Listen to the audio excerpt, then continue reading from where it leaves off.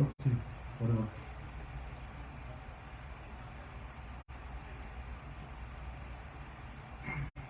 Bismillahirrahmanirrahim. We are welcoming Dr. Main Al-Quda. He is a professor of Islamic finance. Dr. Main is a nationally known lecturer on contract auditing of Sharia compliant contracts. He is currently a president of the Guidance College, which is in Texas, and he's a well-known scholar in USA and other part of the world regarding his ability to address the issues of finance. He's also graduated from, he did his PhD from American Open University, Virginia. He also has a master's degree from Jordan University and also bachelor degree from Al-Azhar University. So we welcome Dr. Main. And today the topic is again, as you know, from silver and gold coin to the paper currency, from paper currency to the Bitcoin and cryptocurrency. So this journey of human society and what it impacts as a human being, as a Muslim especially, and what the Islamic perspective, what we should be dealing with that in future, and what should be the future look like with this type of currency and our life and economy altogether. So I like Dr. Main to address all those issues for us. جزاك الله خير. Thank you so much. بسم الله الرحمن الرحيم. الحمد لله رب العالمين. اللهم صل وسلم وبارك على محمد وعلى آله وصحبه أجمعين. أمسينا وأمسى الملك لله والحمد لله لا شريك له لا إله إلا هو إليه النشور. أمسينا على فطرة الإسلام وكلمة الإخلاص وعلى دين نبينا محمد صلى الله عليه وسلم وعلى ملة أبينا إبراهيم حنيفا وما كان من المشركين. اللهم إنا أمسينا منك بنعمة وعافية وستر فأتم علينا نعمتك وعافيتك وسترك في الدنيا والآخرة. اللهم ما أمسى بنا من نعمة أو لأحد من خلقك فمنك وحدك لا شريك لك فلك الحمد ولك الشكر. يا ربنا لك الحمد كما ينبغي لجلال وجهك وعظيم سلطانك. رضينا بالله ربا وبالإسلام دينا وبمحمد صلى الله عليه وسلم نبيا ورسولا. أحبتي السلام عليكم ورحمة الله وبركاته. كنتم وطاب ممشاكم وتبوأتم من الجنة منزلا بإذن الله. I'm really happy to be with my brothers here in this community. This is the very first time I'm visiting. Inshallah we'll be having a long-term partnership and cooperation, inshallah, to benefit one another and to make sure that the Muslim community is educated enough on those contemporary financial issues. Yesterday I was in Masjid Hawthorne. We were discussing something that is similar to tonight's discussion. Before I start talking details, let's zoom out and look at the whole picture and make sure that we're all on the same page, as they say. I want to emphasize the fact that Allah subhanahu wa ta'ala is to be obeyed in our ibadat and in our mu'amalat as well. The one that we pray 5 times to please and to fast, the one that we fast in the month of Ramadan and pay zakah and perform hajj to please Him subhanahu wa ta'ala, is the same one who said in the Quran, وَأَحَلَّ اللَّهُ الْبَيْعَ وَحَرَّمَ الرِّبَى, that Allah permitted trade and He prohibited riba. He is the same one who said, Muhammad alayhi salatu wasalam, who came up with certain guidelines for us to abide by when it comes to business transaction. So we have to make sure that there is no separation between our ibadat and our mu'amalat, that we do our best to obey Allah subhanahu wa ta'ala in the ibadah, and we do our best to obey Allah subhanahu wa ta'ala in our mu'amala as well. One of the challenges that we face here in this society is that the economic and finance system is a very advanced and a very hybrid and a very dynamic. Every single day almost you hear about something new, like brand new transaction, mixing insurance with investment, for example, a retirement account with saving account, with a lot of things actually in which it's really, really hard to even catch up with, right? So our job is to make sure that we unlock the secret of those transactions and find out from an Islamic perspective, are they the permissible transactions that we can perform, safely, confidently, or they are the prohibited matters that we need to stay away from. So our job actually is to investigate and to find out. And in order for us to reach that level, we have no choice but to master two different things. Number one, the very basic rules of Islamic finance or Islamic finance 101. What is haram and what's halal according to Allah subhanahu wa ta'ala and His Prophet alayhi salatu wasalam. So we know what does riba interest mean, right? And the second branch of knowledge is to make sure that we understand the mechanism or the nature or the essence of those contemporary transactions. Someone is talking about drop shipping. Okay? Some people say it's haram, some people say it's halal. Well, we cannot just jump to a conclusion and say drop shipping is halal. Or drop shipping is haram. Well, based on what? Okay? Do you know what does drop shipping mean? How does it work? What is the mechanism? Who is liable for what? Who is buying and who is selling and who is shipping and who is handling and who is liable, who is taking the risk, who is not taking the risk, who is paying to whom and for what? You need to unlock the secret of that transaction and find out exactly what's going on. Okay. Once you understand fully the mechanism and the details of that transaction, then you can compare it with the principles of Islamic finance that you already learned, right? Is there any haram involvement based on the definition of riba, based on the definition of gharar, like ambiguity or uncertainty, based on the definition of muqamara, gambling or not? If the answer is no, then this transaction actually is just good to go. I mean, it is halal. The good news here is that al-aslu fil mu'amalat al-ibaha. The default rule in any transaction is the permissibility and not otherwise, unless otherwise proven.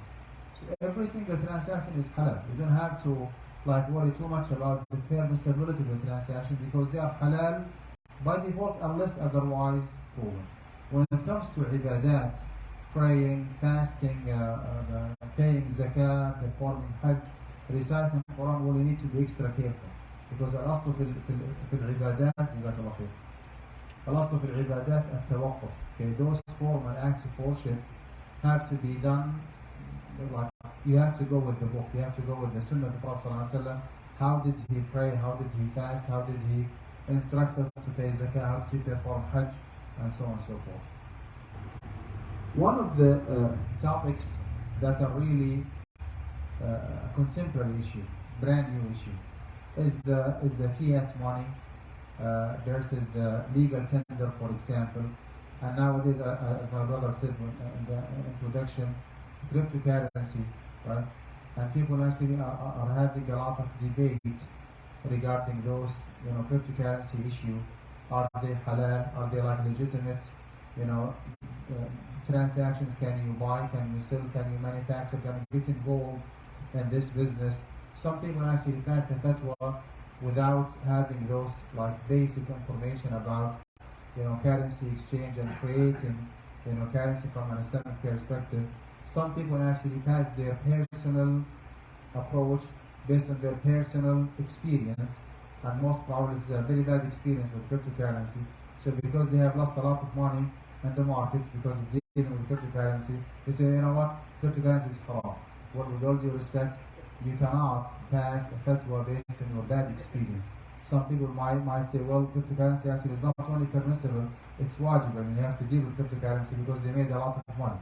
So this is actually not the standard where we Muslims adopt, to pass a fatwa. Fatwa means knowledge, means very fundamental, authentic, relevant knowledge, okay, deeply, rooted in the book of Allah subhanahu wa ta'ala and the Sunnah of Prophet sallallahu alaihi wasallam, proper understanding of the mechanism of those contemporary transactions, and then we make that kind of matching or that kind of analysis between the basic rules and the contemporary transactions. Do they match or not? If they match, then this transaction is halal, or no, this transaction is haram based on what I already explained. One of those contemporary issues is the online currency exchange. What is the bottom line here? Or what is the guide what is the guideline that the Prophet ﷺ has given us. And honestly, I do not know why you have chosen this very particular topic, because it's very very technical topic. So I'm not going to spend a lot of time on it. I know that my brother here does have some other questions irrelevant to our discussion for tonight. So I'm going to spend just maybe 15-20 minutes talking about this issue, and then we'll open the floor for a general question and answer, just to make sure that we leverage, inshallah, this gathering and get as much benefit and knowledge, inshallah, as possible. Moving on, the guideline that Prophet ﷺ has given us is that whenever you want to do a currency exchange, okay, you want to trade money for money.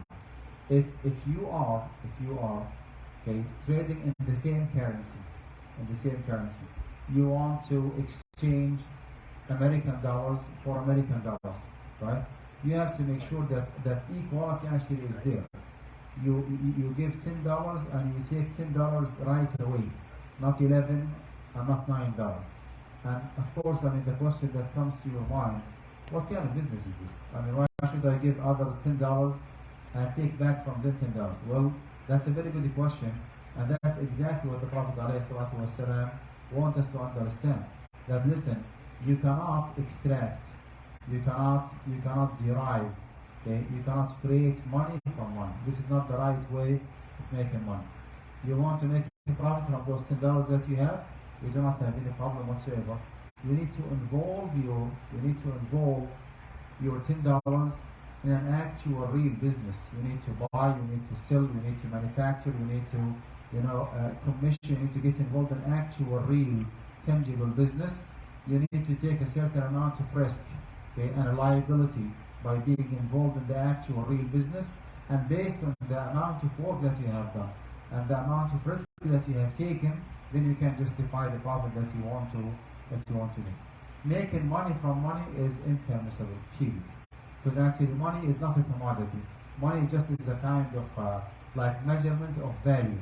You say that this laptop actually is for $100, right?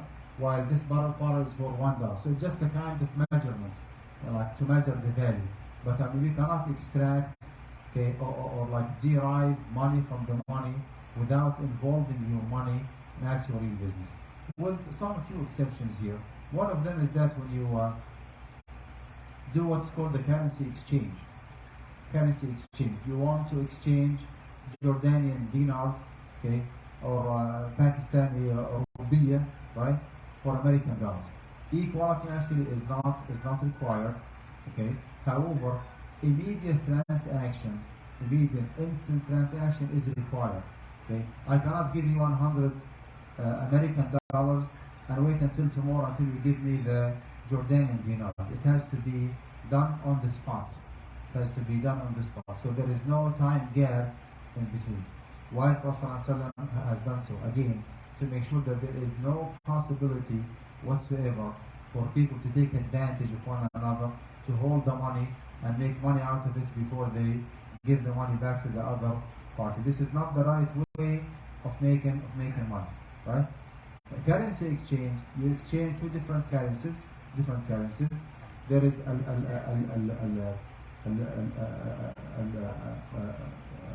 al-musawah, equality is not required. Okay, you don't have to exchange $10 for 10 Jordanian dinars. Okay, however, doing the transaction on the spot has to be immediate. This is the only requirement. And that's why you can stop by any currency exchange store and just exchange the currency that you want with no problem whatsoever. As long as you give the money and you take the other currency and you just you're good to go. The problem here is that when it comes to online currency exchange, there is no immediate instant submission of the currency. Okay, you are dealing with somebody else. You live here in the United States, and the other guy or the other customer is living in China or Australia, right? So there is no physical submission of the money, and that's why actually some people are raising a concern. Is this kind of transaction halal or not? If you want to go with the book and follow the hadith of the Prophet ﷺ, when he said الذهب بالذهب والفضة بالفضة والملح بالملح والتمر بالتمر مثلا بمثل يدا بيد هاء وهاء, like gold for gold, silver for silver, right? Date fruit for date fruit, and so on and so forth. Wheat for wheat. مثلا بمثل يدا بيد هاء وهاء. You need to make sure that you give and you take right away on the, on the same gathering. Now, if you are going with the book, this condition actually is not met, right? When it comes to online currency exchange. Okay. However, when you do an online currency exchange, you are not physically submitting money and receiving money on the spot, but actually you deposit the money in the account of the other customer. So it is an account-to-account submission instead of hand-to-hand, submission. So there is a kind actually of submission. No immediate exchange, that is correct up to certain limit. However, nowadays we all know that different business and different transactions and enterprise and partnership could be established, and a lot of negotiation could be done online nowadays because of the technology like advancement. People can meet face to face virtually online instead of meeting physically. Well, more than that, can you conduct a marriage contract, which is the most sensitive one?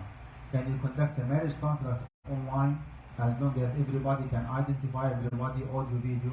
Well, believe it or not, the answer is yes. You can do that. Okay. If someone is here in the USA and the other one in Australia, and the witnesses are in China, and the wali is in Canada, for example, they all are meeting together virtually online, and the possibility of cheating or frauding the meeting goes down to zero. Everybody knows everybody. Well, believe it or not, you can conduct a marriage contract online as long as everybody actually is meeting virtually. Well, if the most important and the most restricted agreement, which is the marriage contract, is permissible online, then anything else that is this important than marriage contract could be conducted online. If it is proven, to conclude, if it is proven that the two contracting parties are submitting the money as soon as possible, in a sense that there is no intentional delay in holding the money, then the transaction actually would be permitted based on the fact that there is an account-to-account submission. However, you have to do it through a third party, and that third party, like a bank or finance company or intermediary like agency or whatever, it takes time. It takes time for the actual money to be wired from here to China, for example, and for the other currency to be brought or transferred from China to here. It takes time.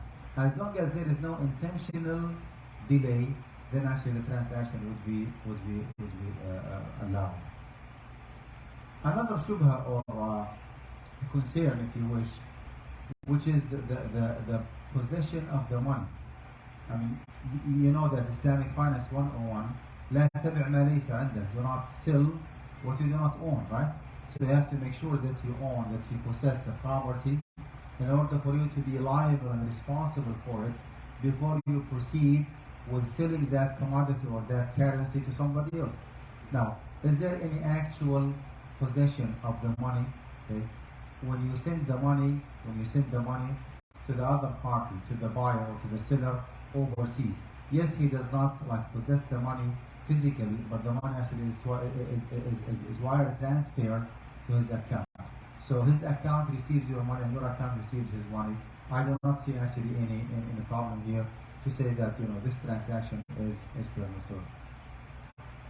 لا تبع ما ليس عندك actually is a general rule. You are not supposed to sell something that you do not own. However, the definition of, well, not the definition, the possession of any commodity differs based on the nature of the commodity, right? Like when you buy a phone, you just take it from the store. But when you buy a house, you do not take the house, right? You will be having an access to the house. The title actually is under your name, and you have the key. Well, it means that the house is yours. From that point on, if something happened to the house, Allah forbids any kind of damage, natural disaster, or whatever, you are fully responsible. If that is proven, then you are free. You can do with your house whatever you want. You can sell that house for profit. Why? Because you own the house. I mean, this is again Islamic Finance 101. To make sure that you own, okay, you become the liable party, before you start, transacting and dealing with others. So, ruling on online currency exchange, this transaction is allowed in light of the explanation that I already gave. There is something else called the currency future. Let me just skip this one. Ruling currency future. Okay. Buying on margin. Have you heard about it? Buying on margin. You know what does it mean? It means that you open an account. With a mediator, like a third party or a broker. You want to transact in $100,000, for example. You want to do a currency exchange up to $100,000. The only thing you need to do is to open an account with maybe $1,000. Actual, real, cash, halal money that you deposit in that account. And then you have a kind of line of credit in which you are borrowing money from that broker. Or that broker actually is supposed to provide you with the money. Now the money supposedly, the virtual money is used. You can trade up to $100,000. The profit actually is yours and the loss actually will be incurred by you. Can you open a margin account? I mean, this is what we care about here, which is the Sharia compliance of those transactions. Now we know that margin account means that you deposit some money, and based on that margin account, you have a line of credit. You can borrow, maybe 10 times more than the actual one that you have deposited there. And this is a loan. Not only a loan, this is an interest-bearing loan. That broker will not give you money for free, right? That broker actually will give you money as an interest. You have to pay a certain percentage as an interest on that money that you have taken. Not only that, that broker actually does not have the luxury of giving you $1,000. He goes to the closest bank and borrow money. He borrows money, let's say for 2% APR, right? And he lends you that money for 3% APR. Difference is 1%. That is his commission or his profit, from this transaction. So this is one reason behind prohibiting this transaction. The other reason is that you do not have that money. It's not your money technically to trade in that money and to do a currency exchange. It has to be your own money. If it is proven basically that this is an actual real money, or believe it or not, sometimes they deal with the digital money. Just give you some numbers on the computer, but there is no actual real money that you can withdraw and deal with, right? So you have to make sure that it's a real, actual money, not an artificial money, so to speak. A third reason behind prohibiting this deal, which is opening a margin account, is that broker actually is stipulating, or putting a condition, that in order for you to be eligible to receive money from him, you have to trade and deal using his own platform, right? Even let's go with the best case scenario, which is not the case. Let's go with the best case scenario, that this money is offered for you for free. For free means zero interest. La qardun hasan. Well, it's still actually involved another violation, which is qardun jarra naf'a. Even if he offers you zero APR loan, he stipulates that you need to do the currency exchange using his own platform, and he does charge you actually service fees because of using his platform. So, is he making any kind of profit or benefit out of giving you that loan? The answer is yes. Well, it is well established here that كل قرض جر نفعا للمقرض فهو ربا. Every single loan that brings a stipulated benefit to the lender, stipulated like conditional benefit, right, to the lender, will be counted as riba. Whether that benefit is a monetary one or non-monetary one. For example, someone asks you for $1,000 loan, qardun hasan, and you said, okay, I'm willing to give you a loan, but you know what? I do not have a car, and I want you to take me home, to give me a ride after Salat al-Isha, right? And if you do so, I'll give you $1,000 loan. Do you think that this deal is a halal one? No, it's not. Because in this case, you are benefiting out of offering $1,000. That benefit is a free ride, as we call it. That benefit is a free ride, right? Free ride as a condition for giving a loan is not allowed to be withdrawn. كل قرض جر نفعا للمقرض فهو ربا.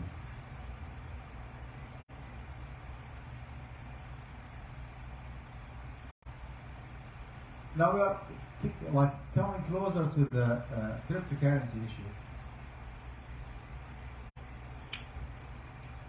But before that, we need to make sure that we agree on certain terms. We need to say fiat money. Fiat money. Fiat money actually is the dollar bill that we use. That like $1 bill, $5, $2, those are called fiat money. Fiat money actually does have a definition. It's a currency that the government has declared to be a legal tender. Legal tender, which is the second definition that we need to be aware of. So is the legal tender. Fiat money. Okay. Legal tender is a medium of payment. Medium of payment recognized by a legal system. And I want you to underline legal system because actually this helps us a lot understanding the cryptocurrency from this very particular perspective. Why? I mean, we have a lot of suspicion when it comes to the legality or the permissibility of cryptocurrency. So one more time, let's go slow motion. Fiat money is the currency that the government has declared to be a legal tender, but it is not backed by a physical commodity. Why you can purchase 5 bottles of water, for example, using only one bill called $5? Why? Who said that you know what? I think they do have some cash money. Why this? Oh, that's good. This is $100 and it's $5. Is that correct? Okay. Why this one actually is 20 times have value more than this one? I mean, they have almost the same size, right? Why this one is way like more powerful and have a purchase power 20 times more than the symbols? It is actually the authority that has been given by the government here in the United States by the Federal Reserve, right? So the Federal Reserve actually is the one who decided that this one is 20 times more powerful financially than this one. And if you go with $1, actually it is 100 times double the $1. That's why it is called a fiat money. Fiat money is a currency that the government has declared to be a legal tender, but it's not backed by a physical commodity. It's not backed by any commodity, by any gold, by any silver, nothing whatsoever. Just the Federal Reserve and keep just printing and throwing, injecting money like what happened a few months ago during the pandemic, right? People actually received a lot of PPP loans for the small businesses, stimulus checks, unemployment benefits. I mean, trillions of millions of dollars were just printed out and thrown in the market in order for them to rectify the situation and to refresh the economy, because actually it was about to fall down or to get frozen. And now we are paying the consequence of what the Federal Reserve actually has done, which is the inflation. I mean, believe it or not, inflation in the United States in 2022 reached to 7.5%. I mean, this is unprecedented. It did not happen since 1982, right? There was an inflation 7-something percent. I mean, usually in the United States it's between 0.5% to 1% maximum, right? Now 7.5%. Everything actually is getting more and more expensive, right? Real estate and the gas, and you can see outside, even the food, everything actually is getting more and more expensive. Why? To take that money or the extra money, take it back by creating this kind of inflation. Legal tender, which is a term that we need to think about, is a medium of payment recognized by a legal system to be valid for meeting a financial obligation. That legal tender could be a fiat money, could be something else. Legal tender actually is the authorization process itself. One more time, it's a medium of payment recognized by a legal system. If one day the federal government or the Federal Reserve decided to use those papers as currency, right? Like this one is equivalent to $1, while this one is equivalent to $5. Well, believe it or not, and this will become a legal tender. This will become a fiat money or a legal tender if you wish. Why? Because it has been supported by the system. It has been authorized by the system. What will happen if the Federal Reserve changes its mind while you have maybe thousands of those documents, right? And they said, you know what? This document is not valid anymore. We're going to lose all what you have. So it's all about the authority or the authorization, right, that has been given by the authority to use a certain medium of exchange. What does this long introduction have to do with the cryptocurrency? Well, here's the issue. Can we say that cryptocurrency is a legal tender? Does it have any kind of authorization, okay, or approval, if you wish, by the financial authority, by the monetary authority in the United States and worldwide? We all know that when it comes to cryptocurrency, it is a decentralized currency from day one. We do not know who is that Mr. Anonymous who came up with this idea, maybe shaitanic idea, maybe brilliant, Allahu Alam. Okay, some way, somehow, I mean, we just woke up in the morning, we found out that people are trading in something called the cryptocurrency.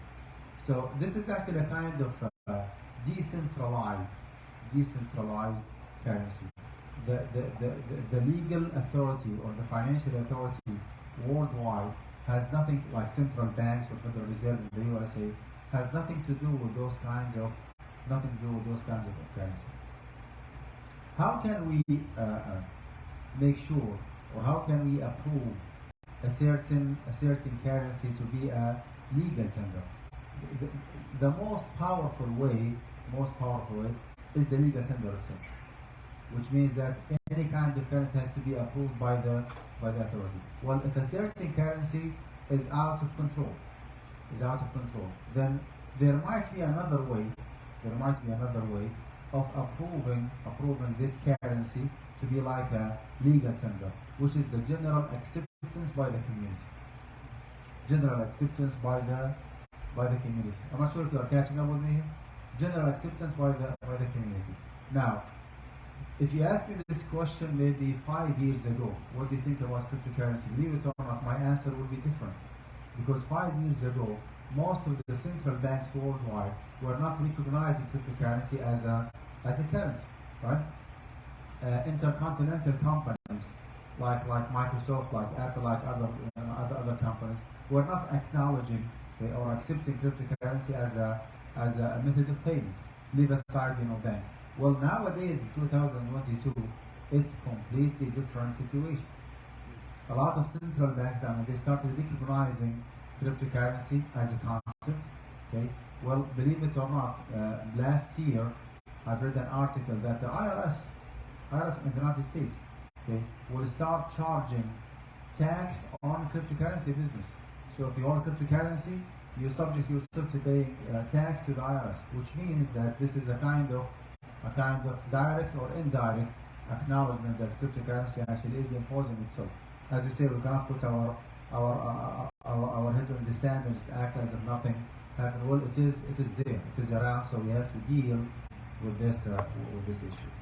So so far we covered the fiat money and the legal tender. We said several times, legal tender is a medium of payment recognized by a legal system to be valid for meeting financial obligations.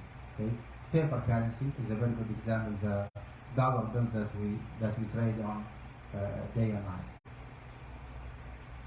Is this the only concern that we have when it comes to cryptocurrency? Oh, by the way, there's something called commodity money, which is something that does not exist anymore. Commodity money means a kind of currency that has intrinsic value, namely gold and silver, like what happened during the lifetime of Prophet ﷺ, before and even after. And this kind of currency has been mentioned clearly in the Quran. وَالَّذِينَ يَكْنِزُونَ الذَّهَبَ وَالْفِضَّةَ وَلَا يُنْفِقُونَها فِي سَبِيلِ اللَّهِ فَبَشِّرْهُم بِعَذَابٍ. As for those who store or they hide the gold and the silver, meaning without paying its zakah, بَشِّرْهُم بِعَذَابٍ. They are subjecting themselves to a severe torture from Allah subhanahu wa ta'ala because of not paying zakah.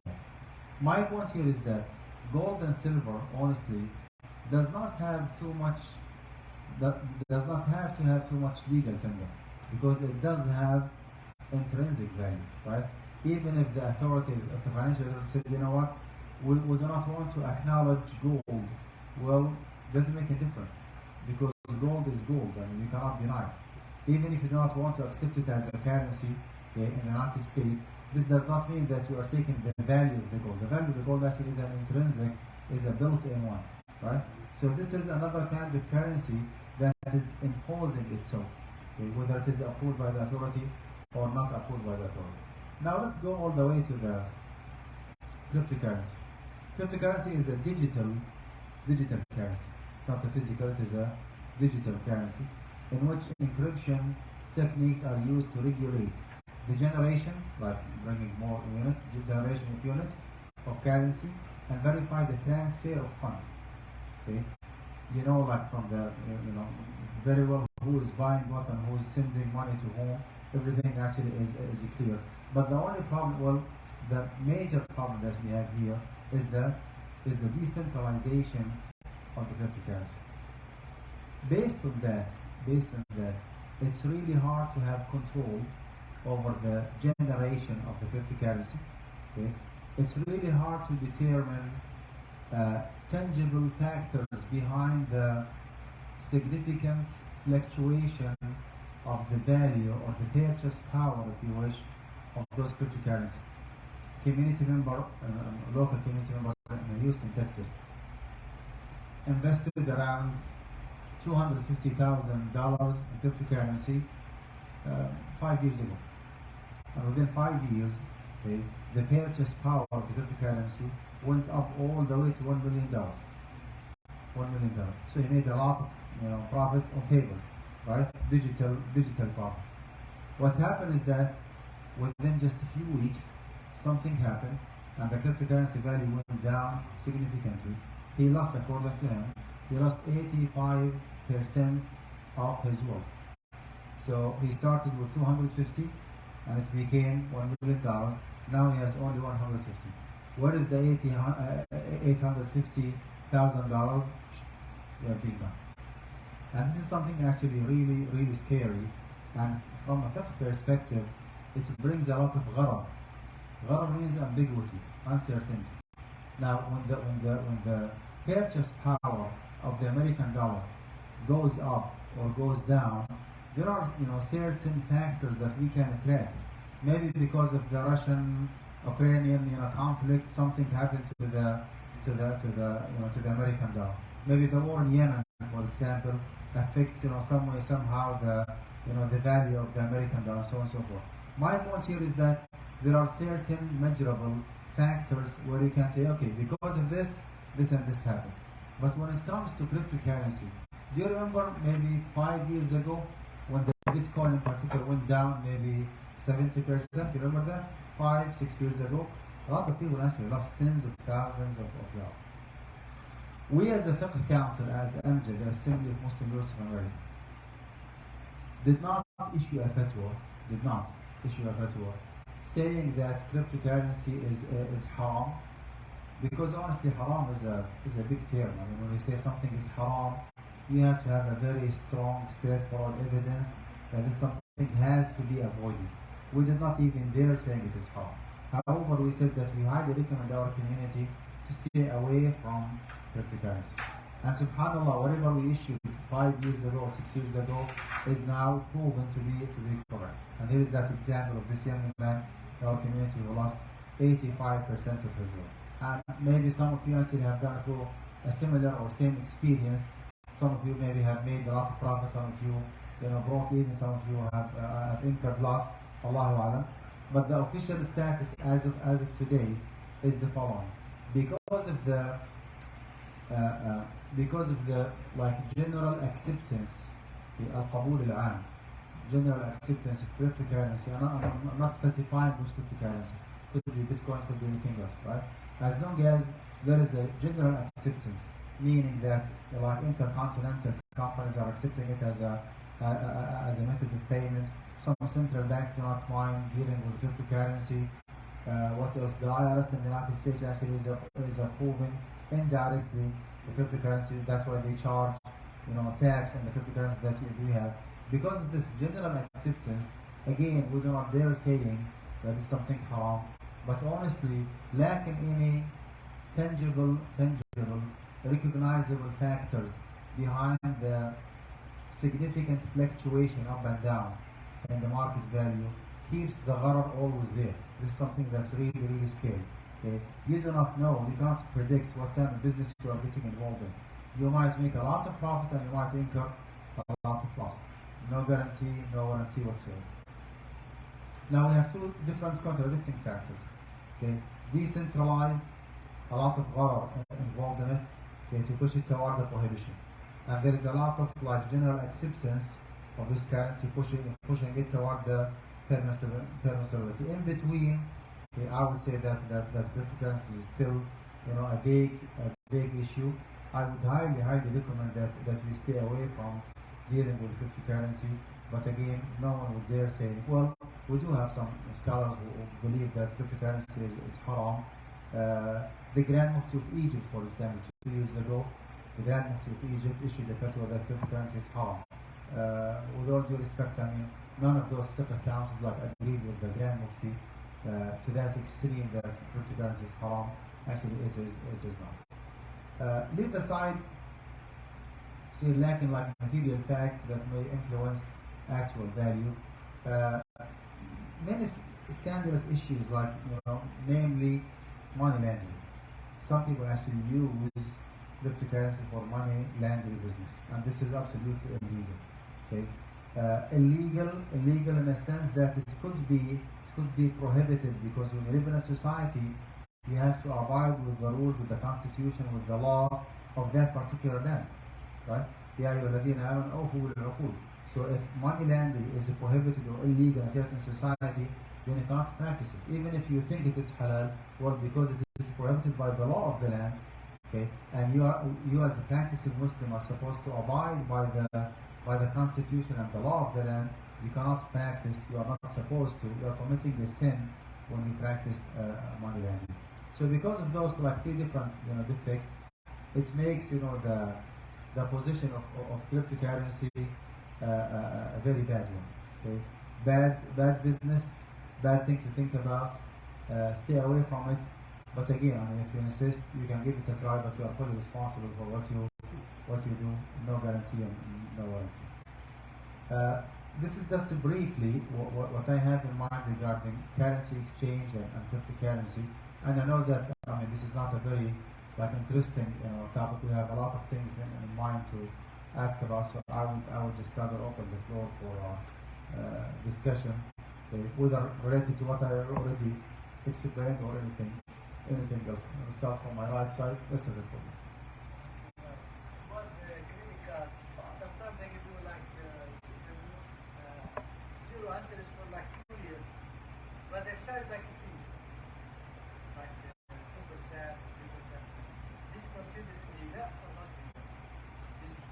First of all, using credit card is conditionally permissible because there is a need for it for people living outside the Muslim world. As long as you know how to use it without falling into riba. So you cannot use a credit card for cash withdrawal, for example. Right? Cash withdrawal actually involves riba. You have to make sure that you pay the monthly statement or the monthly balance in full, and before the due date. If you abide with those restrictions, then you can use your credit card for years and years without paying interest. Now, having a introductory period. Okay, introductory period means that you open a new credit card, and based on your credit, based on your reputation with that particular company, they give you introductory period in a sense that you can borrow up to your line of credit, and you do not have to pay the monthly statement in full all the way until the end of the introductory period, as long as you commit yourself to paying a minimum payment, right? I think $35, $50, $60. So let's say that your line of credit is $10,000. Within the first month, you borrowed the $10,000. As long as you pay $50 or $35 every month, then you're good to go. You don't have to pay back the 10,000 all the way until the end of the introductory period.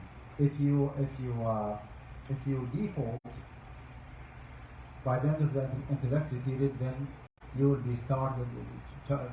You will be charged interest from that point on. If you're not asking about the balance transfer fees, is this your question? Balance transfer fees means that you have credit card A, right?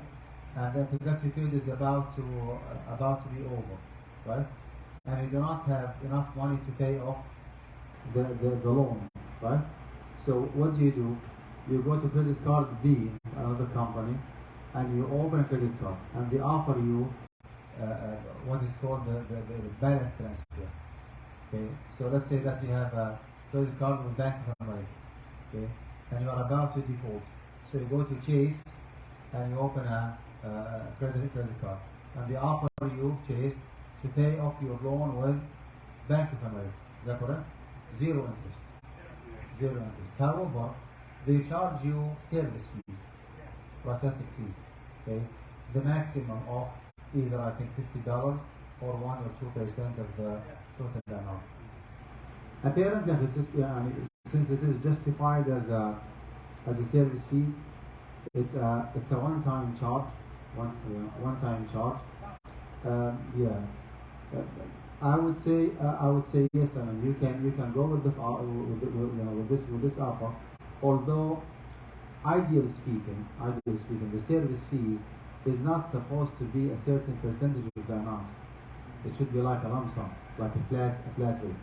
However, charging you a percentage of the amount does not make it hard. The most important thing actually is that the loan itself is an interest free. One-time charge, with a percentage or lump sum actually would be justified. Another example that's similar to it. You borrowed from me $10,000. And I told you, listen, your loan is due by the end of this year. Okay? By the end of this year, in December, I will be overseas. I will be in Jordan. So you have to wire me the money. You go to Western Union, right? And you pay me the money, right? You send me the money. Now, you borrowed from me $10,000. Okay? Now, when you go to Western Union and wire me the money to Jordan, okay, you have to pay out of pocket. Is that correct? Am I benefiting from that money? Do I receive more than 10,000? I receive 10,000. But you actually have the responsibility. You have to take the responsibility of wiring me the money. You paid money, but I did not benefit from your money. See, if that is the case, then it should be permissible. Now, why they charge you service fees? Because there is an actual, hands-on work, like transfer money from one entity to another. There is a process and paperwork and communication, and they have to pay, for their employees. It makes no sense that do it, for you for free. I mean, they offered you free, interest-free loan. Any other expenses affiliated with transferring the fund should be justified by law. Make sense? Makes sense. Good. Let's move on. Go for it. And I'm not sure if I can hear you because it's too noisy here. No. Yeah, the question was Stocks, you know how you're investing in the stocks. You need to come closer. If you come closer and speak up. He's talking about the stocks. investing in Investing in stock, ethical stocks or halal stocks or what? So he's asking if there is a special ruling about investing in the stock market or any things we have to avoid. Of course, we have a lot of restrictions and guidelines that we need to consider when it comes to investing in the stock market. Number one, you have to make sure that whatever you deal with is a stock and not anything else. By anything else, I mean, give me examples. Options, derivatives, futures, CDS, CDO, bonds, like all these different financial instruments are not allowed. Maybe some very, very few exceptions when it comes to options, when it comes to futures, Allahu Alam. But the mainstream fatwa nowadays is that anything else that is not a stock is to be avoided. Chef, any company has Now, yeah, a company has a halal business, but 15% of its finance is haram. So should we buy that stock? I'm still explaining. Okay. So this is like if you want to come up with a checklist, right? So number one, you have to make sure it is a stock. Now, restriction number two, you have to make sure that the core business, the main business of that company, is a halal one, right? Stock belongs to a mortgage company, it's not halal. Stock belongs to a conventional bank, to adult entertainment, to winery, to tobacco business, to anything that's well known to be haram is not an option. It goes without saying. Now, the third thing actually, in addition to the fact that this is a stock belongs to halal business, now we have some technical details within the stock itself. Number one is the debt asset ratio. I think we discussed this yesterday with Suhaib in the other masjid, right? Debt asset ratio, which means that if there is a lot of debt, like loans have been taken by that company, up to, if it reaches like 30% according to the IOFI standards, that stock actually has to be avoided. Okay? If you do have a stock that has 70% commodities and merchandise and 30% cash money, you are not supposed to trade in that stock in the market because you are making money from the money.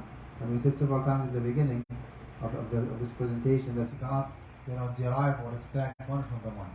So you have to make sure that the debt involved, the cash debt involved in that stock is to the minimum. Okay? Even if you have two different stocks, one of them has 30% debt, and the other one has only 10% debt. You are not supposed to deal with this one because the one with less debt actually is still available and profitable. Another restriction actually is the interest-bearing investment. Okay. Even if the core business of Microsoft or Apple or Shell or ExxonMobil, for example, is oil and gas, right? Microsoft is just computer, like software and hardware. Most of those companies do have a side business like to supplement their core business. And most of them actually prefer to have a peace of mind, not to have any risk, and not to have a lot of involvement in running that business. They just tend to open saving accounts or CDs, like certified deposit, just a saving account that brings them money. If it is proven that 30% or more of the value of this stock is involved in an interest-bearing investment, then you're supposed to avoid this stock. Now, the final restriction here is the generated interest, the actual interest. Okay? If it is 5% interest, 5% the actual generated interest money involved in that stock, then you have to stay away from it. So a lot of restrictions and guidelines that you need to go through and make sure that this stock is as halal as possible. If you are looking for like a pure halal stock that has no prohibition, no shubuhat in it, then you are wasting your time. There's nothing called 100% halal. How to make sure that all these criteria is implemented? Maybe common people might not have enough tools to investigate. Well, maybe you can run your portfolio by a specialized one or by like a Muslim-based, Muslim-owned mutual fund company, for example, to unlock the secret of that portfolio that you have and find out what kind of instruments you have, which one is stock, which one is otherwise, what kind of stock is it, how much haram involved, where is the haram coming from? Just to give you an idea of what kind of instrument that you are dealing with in the stock market. No. طيب let me تفضل أخي سعيد. I was going to ask you about Forex when it comes to cryptocurrency. Forex, trading. What is the difference between Forex platform and the other ones? Because I know a lot of scholars, they have some concerns about it. Forex is actually just a technical term. It's a common term. It stands for foreign currency exchange. It's just an online currency exchange. Commonly, it's called Forex. It's an online currency exchange, which is exactly what I already explained. As long as you do not, you don't have a margin account, as long as the transaction is as immediate, as instant as possible, there is no intentional delay, then I do not see actually any reason. Even if the actual money needs 3 to 5 business days to be transferred or to be wired from China to your account in the United States, that would be fine. Because bank to bank, submission actually was there, right? Now the actual money takes time, and the circumstance and the time nowadays is way different from the lifetime of the Prophet. When I said yadan biyad ha wa ha, he was talking about very simple society where people face with one another like face-to-face basis, in which handling the money, giving and taking the money was possible. It is now impossible because we live in two different parts of the world. So as long as you do that business online as soon as possible with no intentional delay, I do not see any reason behind prohibiting that business. Totally. So I have two questions. The first is the transaction on the credit card machine. Credit card machine, when you use your credit card, you have business, they keep the money for 48 hours. Some of them is 24 hours. They release the money to your account. I use a credit card. That credit card company for you understand 24-hour or is that permissible for me as well for your business? For you as a merchant or as a customer or Correct, yeah. as a merchant? I'm a merchant. I use in the business. But you use a credit card. So they release money for 48 hours to us. So is that permissible? Yes. First of all, the three involved parties, which is the buyer and the seller and the credit company. Everybody knows that if you do a transaction, if you sell something for $100, right, you will not be receiving $100. They will be deducting some charge. So you know in advance, okay, and you agree with that. And that's why sometimes we give two options to the client. If you want to buy it cash money, it is for $95. If you want to use a credit card, it's going to be $100. Is that halal? Yes, it is. Yes, it is. It depends on the method of payment. Right? 95 is just actual real cash money, peace of mind. You have your money, and he's good to go. Credit card means waiting, as you said, for 1 or 2 days until the money is wired. By the way, some people prefer to have cash money to avoid paying tax. This is illegal, absolutely illegal. But I'm not talking about the legality, I'm talking about the permissibility.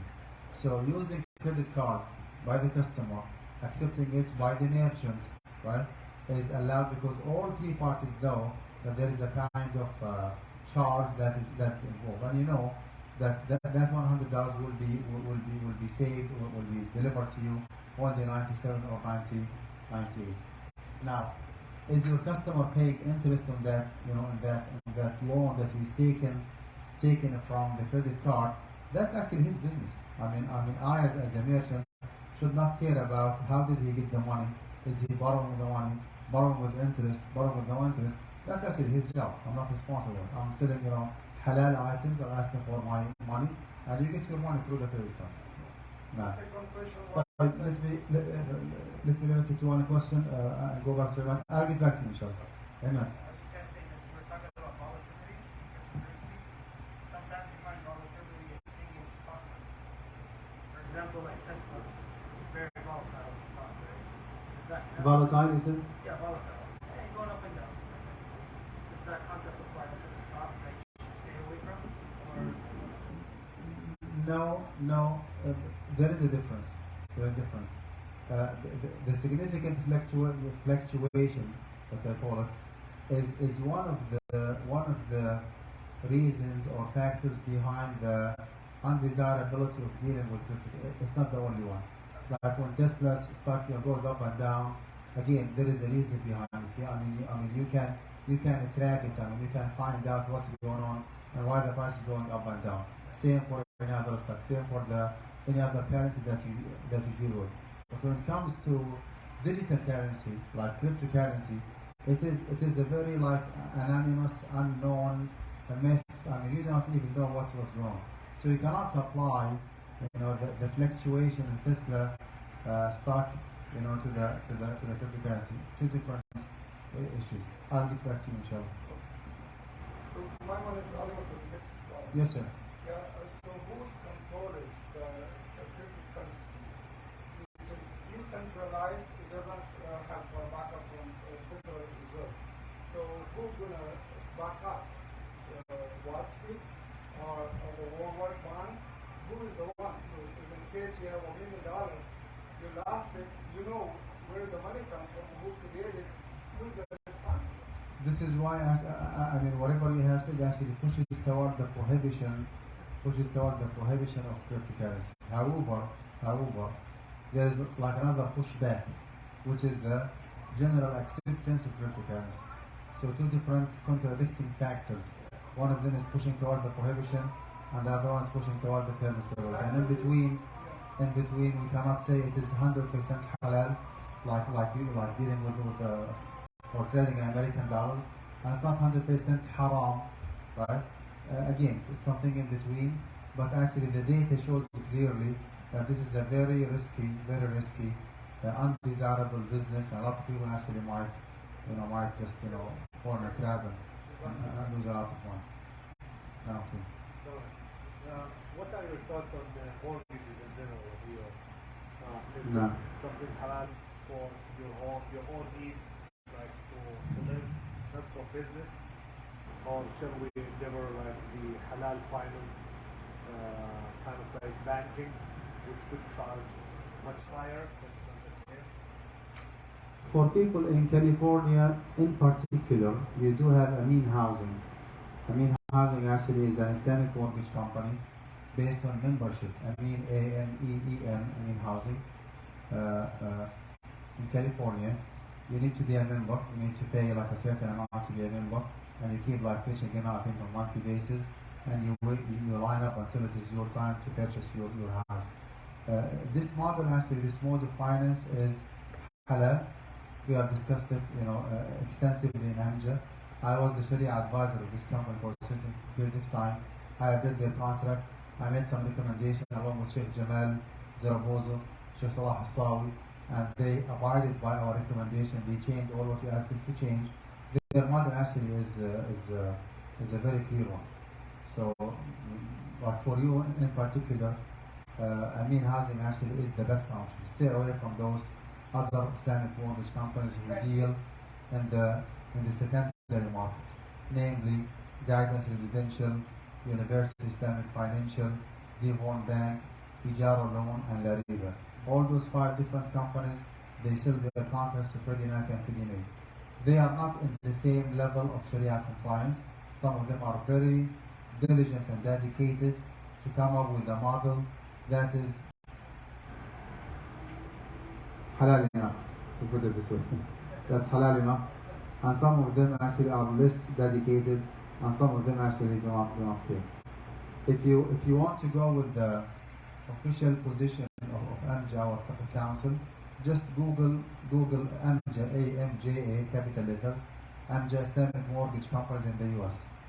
AMJA, AMJA, Islamic Mortgage Companies. I think the third or the fourth link will be AMJA Resolution, and you will read in full in Arabic and in English our official position regarding those 6 different companies. Amin Housing, which is halal, and then in order after that, Guidance Residential.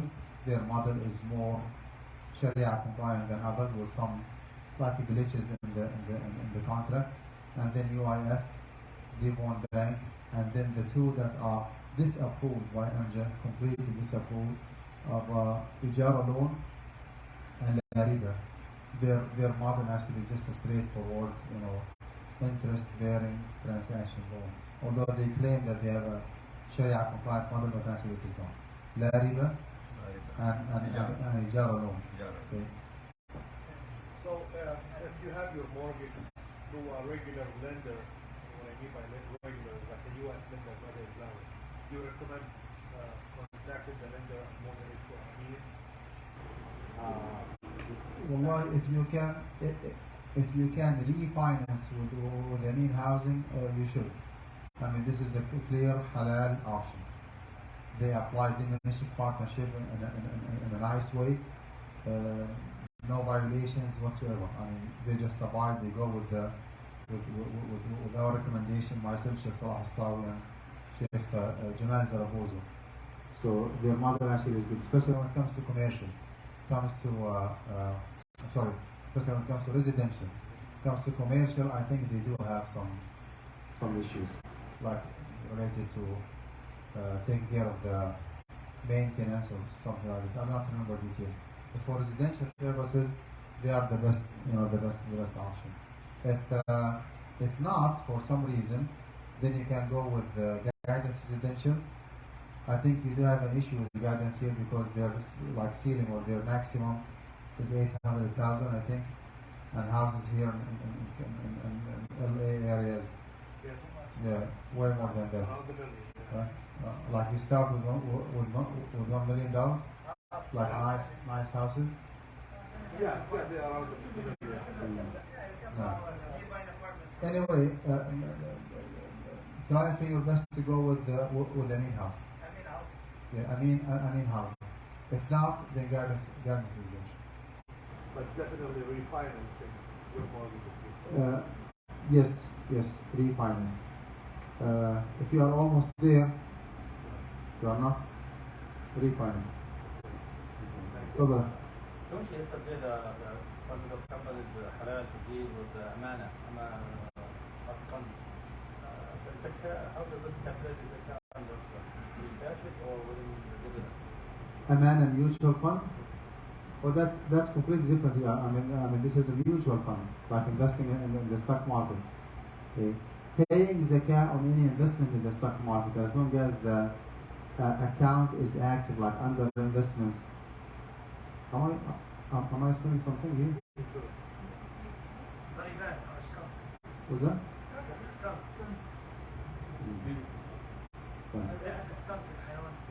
No. California.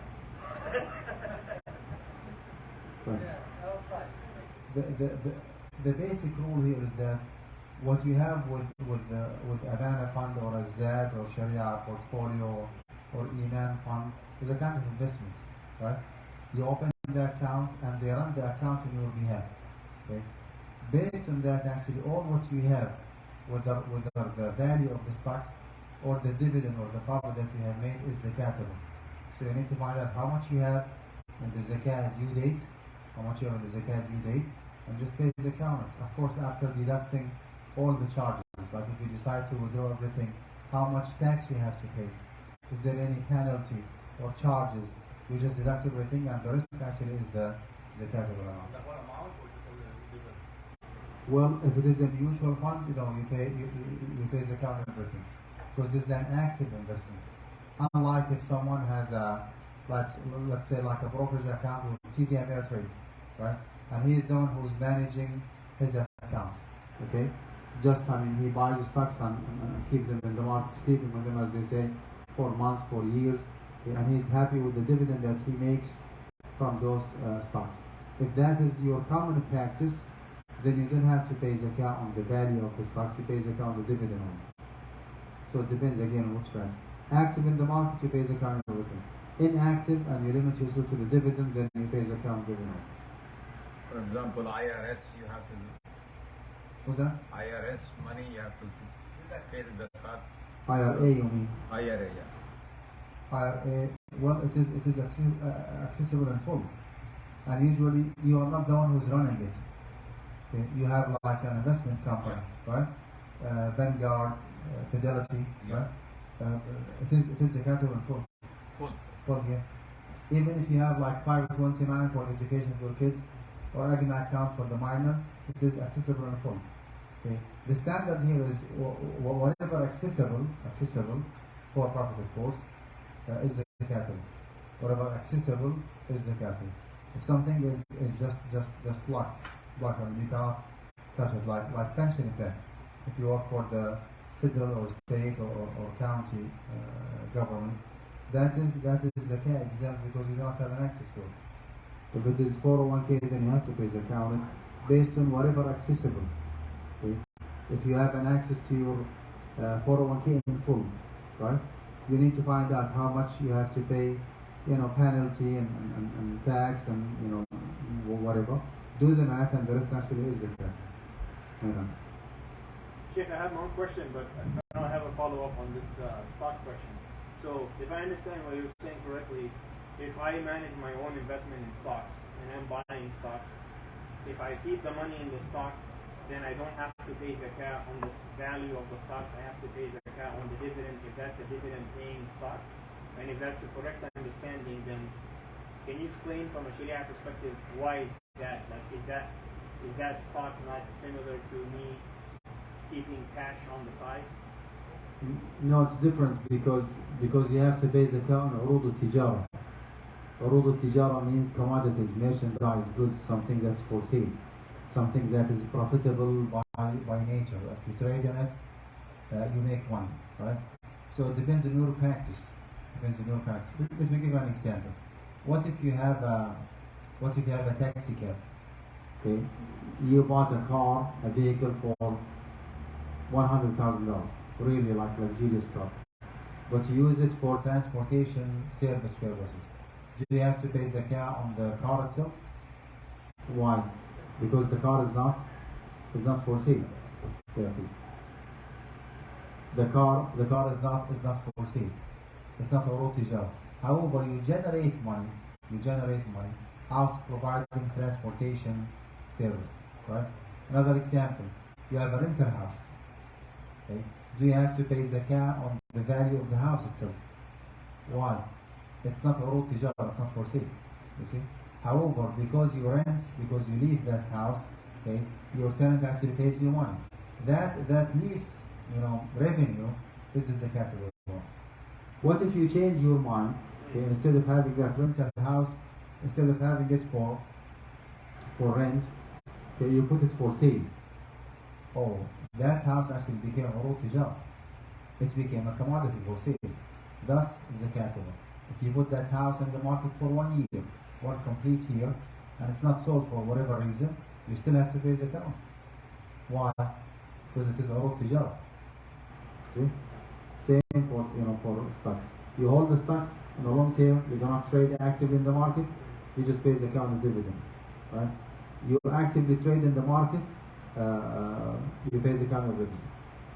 And trade means sell or just even buy more? Like if I increase my holding... No, buying and just leave it on the account is not trading. No, trading means like you keep watching the price and like watching the finance, Yahoo Finance and all these indexes. Okay, and you feel like blood pressure goes up and down with the price. If this is what you experience, then yes, you have to pay zakah. So just check your blood pressure. Okay, Sheikh, so my question was shorting stocks or halal stock or halal cryptocurrency. The shorting halal. That is the issue here. It's all about possessing, owning, being liable, exposing yourself to the liability holding stocks. If this transaction, like short sale, shorting, right? If you are the owner of the stock before you sell it, if something happened to the stock, something suddenly happened, the price went up, went down, appreciation, depreciation, whatever, recession happened before you resell again. If you are the responsible party in between, then the transaction is halal. If not, then you cannot, because you are selling something that you do not own. So it depends on the amount of liability and responsibility you take in your shoulders in between, like between the time that you buy and when that you sell. How long it takes you to do the shorting? A few days. What will who's responsible for the stocks in between those few days? What if the price went up or down?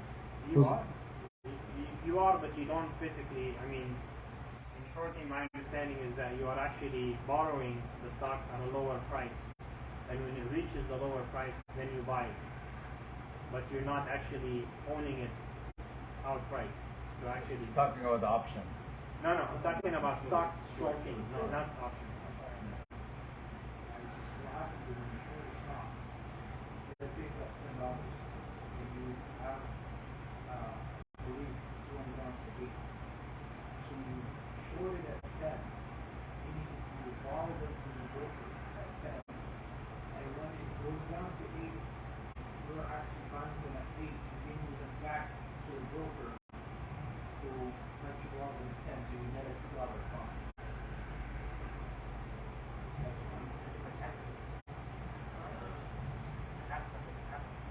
And you're responsible either way. Either way, if you want to pay 12, you have to buy it at 12. I'm just having a problem with borrowing the stocks. I mean, how can you borrow a stock? It's not money. I mean, you borrow money, right? But you cannot borrow a stock because stock actually represents undefined ownership, certain percentage of ownership on an actual real business. So when you borrow it, I mean, who's responsible for that stock in between? You are responsible. Face the consequences. Okay, the fiqh standard actually that we have here is that if you are the responsible party for those stocks that you take or you put aside or you borrow, as you said, from the market, if you are the responsible party, if there is a profit in between that's yours, there is a loss involved that is yours, if that is proven, then you can shorten a stock. Is this what happened? Honestly, I do not know. Just follow-up question, because shorting is actually like betting against the overall well-being of the stock market. Is there some type of standard in Islam to protect the community as a whole to not allow shorting, to protect like financial institutions or the community in whole in general?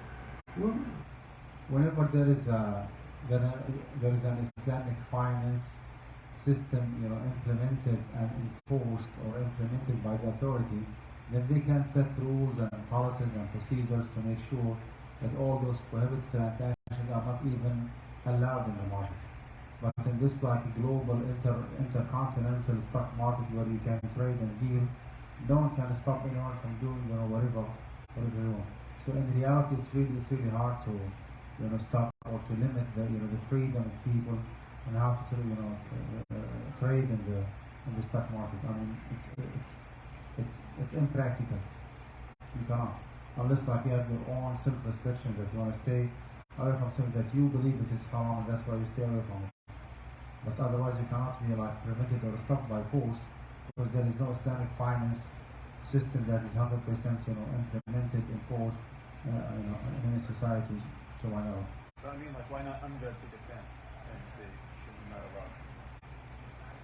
Well, setting rules is different from implementing those rules. I mean, we as a fiqh council, we just issue fatwa. This is haram, this is halal, this is makruh, do this and do that. But we cannot enforce. We are not we are not an authority to implement rules, right? We are just a fiqh council that issues rules or recommendations, and it's up to the community to take those recommendations or just to ignore them. I mean, we do not have any jurisdiction over the community. No. Is it Isha time? Isha time? We have 10 o'clock as a common, but we want to break 5 minutes before you take a couple of more. Is it 5 minutes? But so 5 more minutes? 5 more. 4 more minutes. طيب ان شاء الله تفضل يا تفضل. I have a question on the court issue of the new case at court, the whole court issue of divorce. What does the fifth concept say like that? It's not the stock. It's not the finance,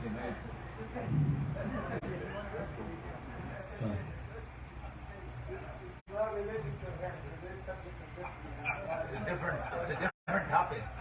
It's talking about abortion. Abortion? Yeah, abortion. أنا the translation anyway whatever it's on.